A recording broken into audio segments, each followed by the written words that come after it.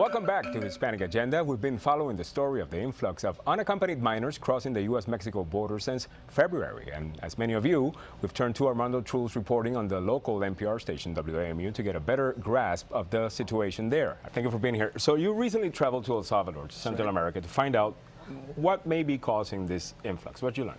Well, there are several causes, but if there is one factor that we heard over and over again from children, from researchers, is the violence. It's the violence that is making daily life for many of these children almost impossible. These are children that are living in gang-infested neighborhoods that the police called red zones, and these are neighborhoods where just walking from your home to your workplace could cost you your life if you were crossing an opposing gang territory. The gangs that belong to your neighborhood will also attack you and accost you and ask you for money. And even the police is sometimes being accused of heavy-handed tactics. And so for a lot of these children, the violence just becomes unbearable. Now, to get over here using a coyote, these people that you pay them money Smuggler. and they smuggler, they cross you over to the U.S. It costs about $10,000. Where are they getting the money from to pay this smuggler? Well, that's a good question. There are a lot of ways that these children and their parents facilitate the trip for them. Sometimes it is using coyotes, and the coyotes, just like any business, takes credit. So, really? if you don't have the upfront money, you're going to pay a portion.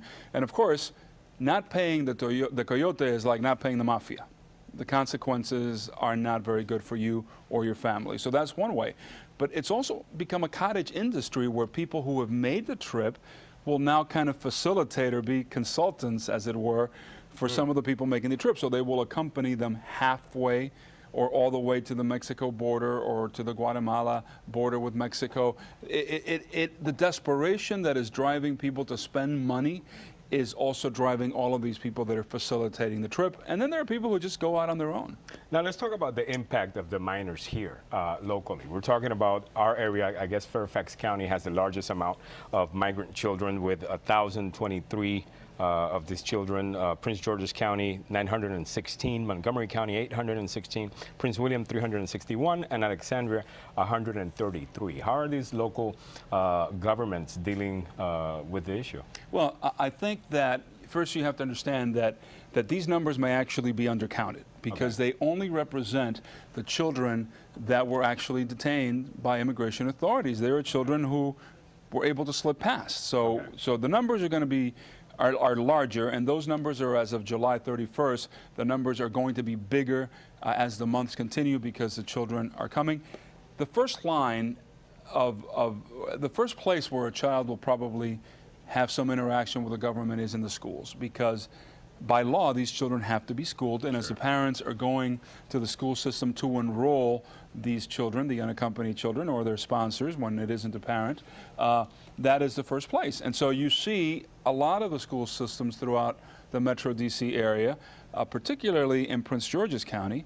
By the way, Maryland, I was speaking to Maryland officials yesterday, Maryland has the highest per capita number of unaccompanied children in the United States. Yeah, we did a report on that a couple of weeks ago, and we had some folks from the Governor's Office of Hispanic Affairs with us, and they were telling us exactly that.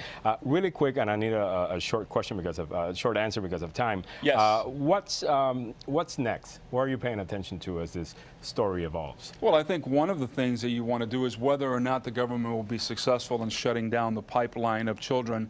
That's a big question. And of course, the other question is what's going to happen to them. How is the process going to deal with the children that are here, and whether it will be done in a fair and equitable manner for all of the parties involved. And there's still a lot of questions as to whether that's the case. Armando Trull, thank you so much.